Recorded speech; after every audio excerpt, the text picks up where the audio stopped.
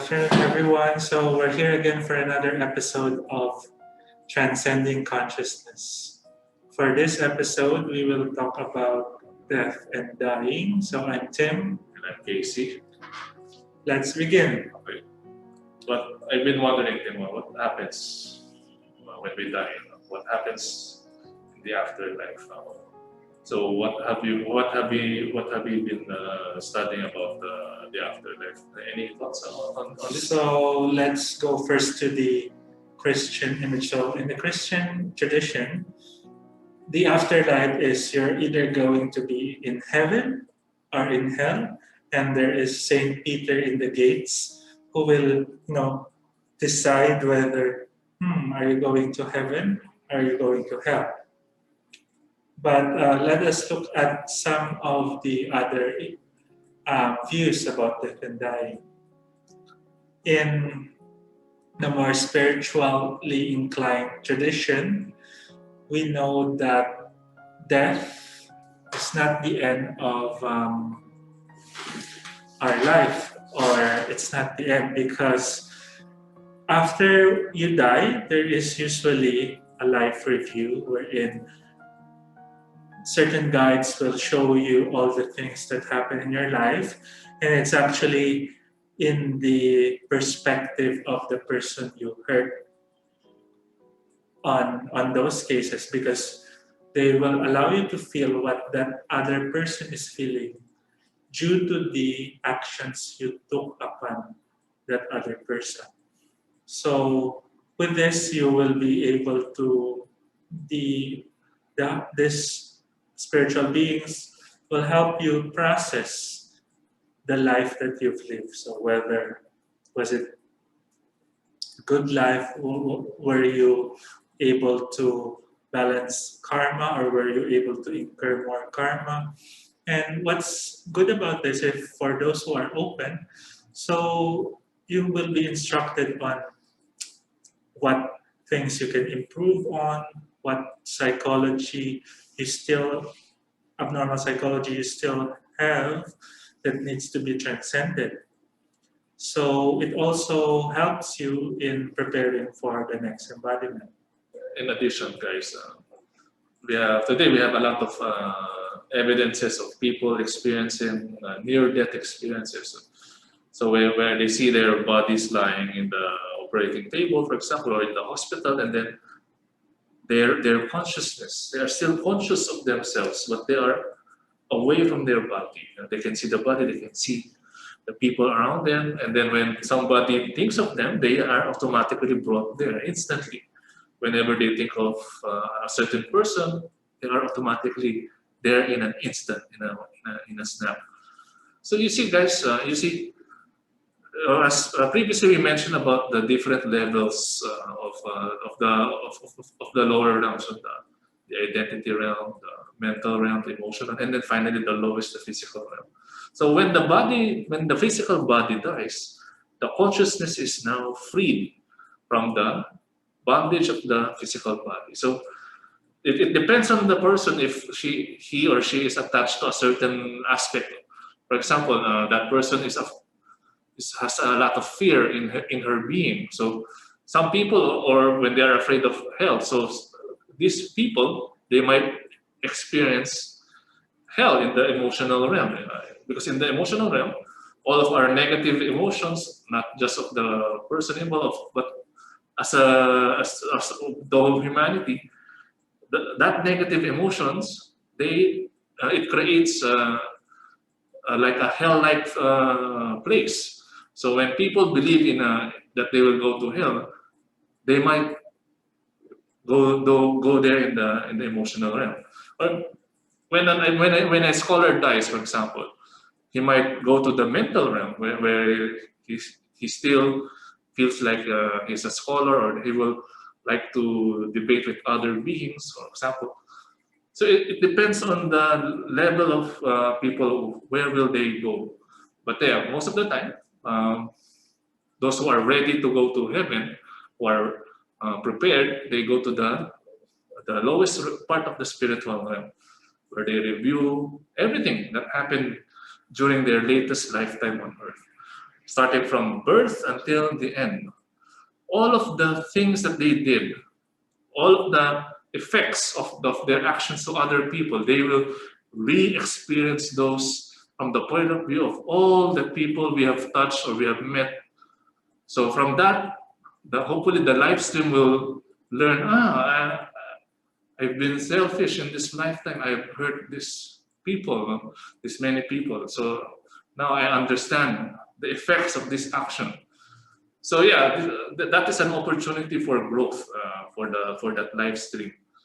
When the live stream has many unresolved lessons or unresolved negative karma, he has now a chance to review it, and for the next embodiment, the live stream has a chance to take on those negative karma, so that he can actually transcend higher in the spiritual evolution. So very nice summary, Casey, around the near-death experiences. So we know that we have a lot of these experiences where people have this out-of-body experience. They can see the body, but they are conscious that they are outside the body. So traditional science would think that there's just some chemical interaction in the brain. But the way that many people have the same experiences, it postulates that there could be something more than just brain chemistry. And a lot of people having this near-death experience also experience that they're usually accompanied by a loving being filled with, they can feel this bliss, this warmth coming from this being who will instruct them in some way, saying, it's not yet your time, you need to go back. So again, this is common to a lot of people who have these near-death experiences. It is not yet your time, you need to go back. So we now go to an important concept, which is the lifespan. When we embody here on Earth, we have it in our divine plan, a designated lifespan. So it's usually not exact, but it's usually a range. Maybe around, you're here for like 55 to 65 years. And based on your actions, if you misqualify energy or you're not doing it in accordance with your divine plan, your lifespan might decrease. And if you're transcending yourself and doing all what you have outlined in your divine plan, you might have some increase in your lifespan to accommodate further growth before you are ready to retire or to leave embodiment. So this concept of lifespan is important because we know that there are some people who die very young, who die quite old, and sometimes we feel that it's unfair. Oh, this person is too young to die. So there's nothing unfair about that because they planned that lifetime to be only up to a certain age because that's what they need for that lifetime. That, like, for example, if you have a lot of karma with this family and you decided you have already transcended most of the consciousness, you decided, we'll balance this karma until I'm 20 years old in this lifetime and then leave embodiment. So we do have those plans, especially the more spiritually aware you are, the more in-depth your plan for your life is. So in other words, guys, nothing happens by chance or accident in our lives. So there are no chance meeting or chance death. So everything happens, okay, for a reason. So when it comes to dying, for example, I lived a negative life. Okay, slowly the life stream flowing in me, I diminished it as I became more negative. So slowly that life stream, that life energy will slowly die until I get sick. So I track all of those illnesses, all of my fears, they're already out there. So slowly my life energy dwindles until I die. And then, however, when some people they die actually for they think accidents happen to them. But in reality, it was meant for them to experience those things. Because, for example, I was walking along the highway, and then somebody hit me on the road, okay, and then I died. That person who hit me was meant to do that to me, because maybe in previous lifetimes I did that to him. So it was now my turn to experience being in an accident when somebody is drunk or careless. Now I was at the receiving end of that kind of energy. So hopefully in the life review I will understand. I should not be careless whenever I'm in embodiment. So I should always be thinking of others' condition or welfare. So those are the things that can help us understand what happened. So remember, guys, there are no accidents. Everything happens for a reason. So you might wonder sometimes, what's the purpose? Where does free will comes if there's no such thing as accidents or people? The thing is, you have decided which people you will meet, but your interactions, you decide, to balance that karma, but it's still based on the decisions you make while interacting with that person. And sometimes there might be changes also in your divine boundary based on the reactions of people. So if you can see, Jesus was planned to be the Messiah of the Jewish people at the time, to lead the Jewish people to a new age.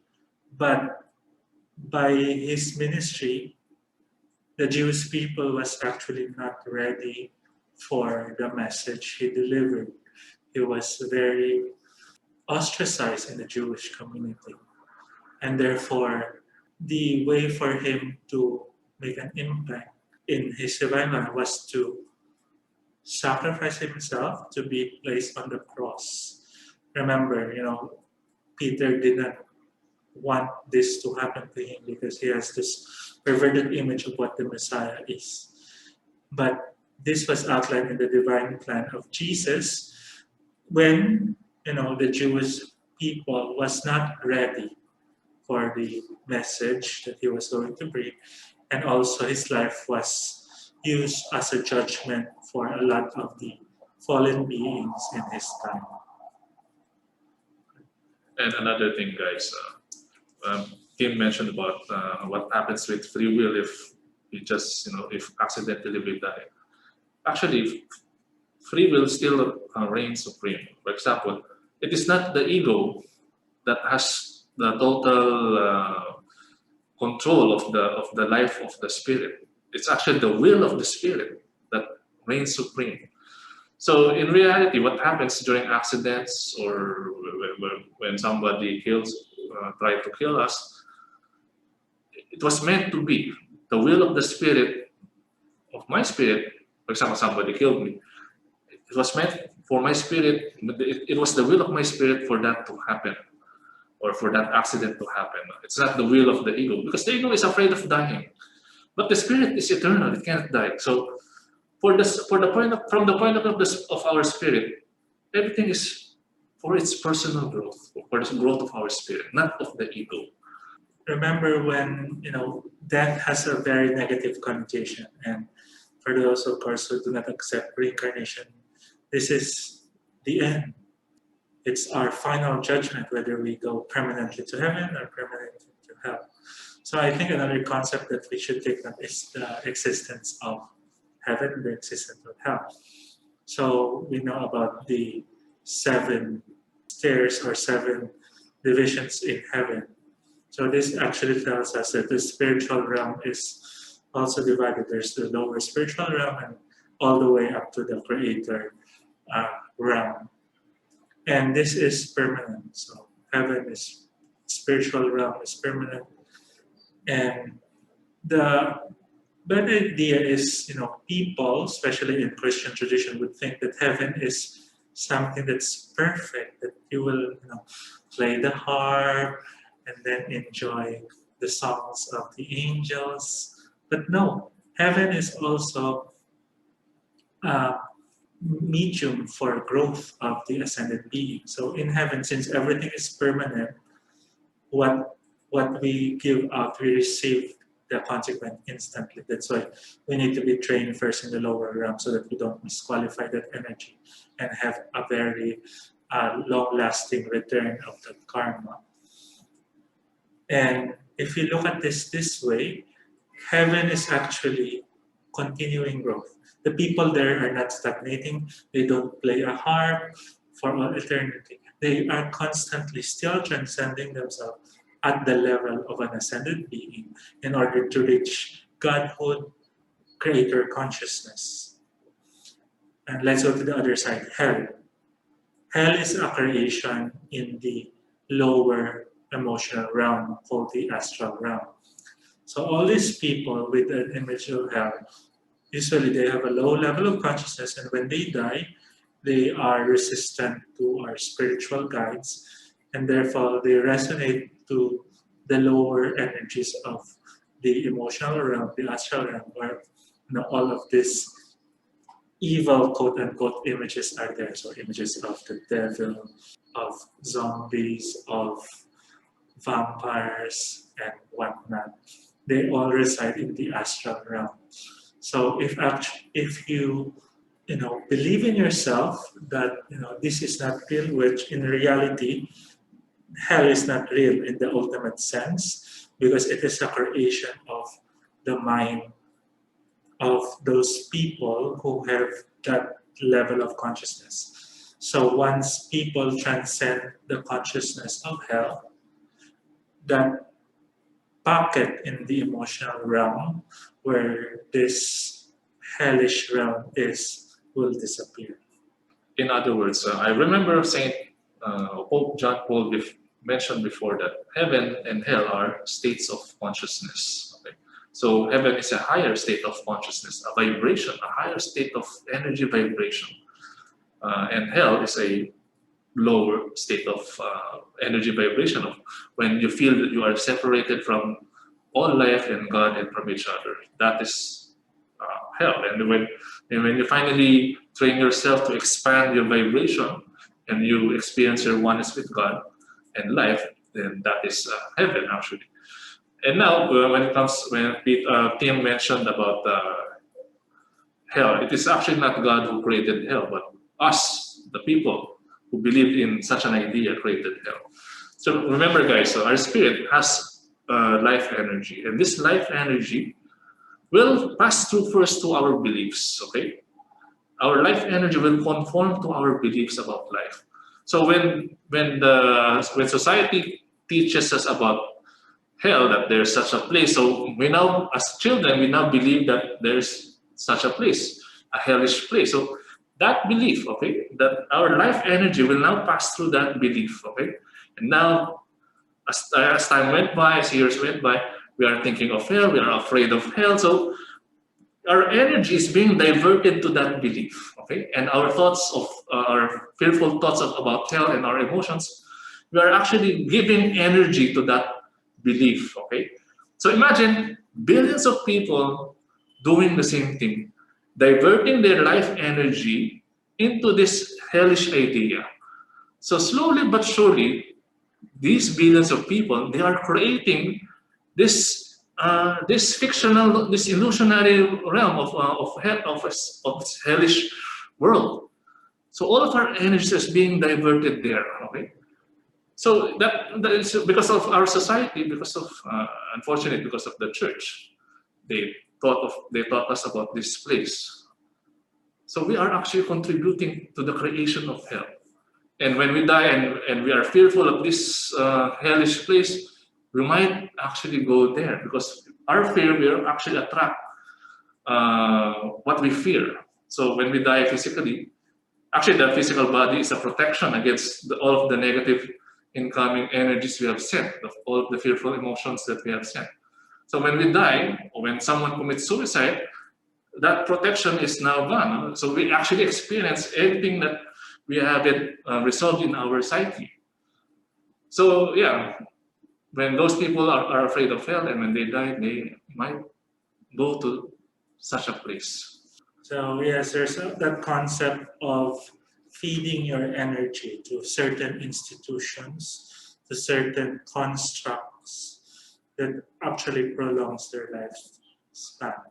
So for people, for example, in World War II, people allotted a lot of gave their energy freely to Hitler.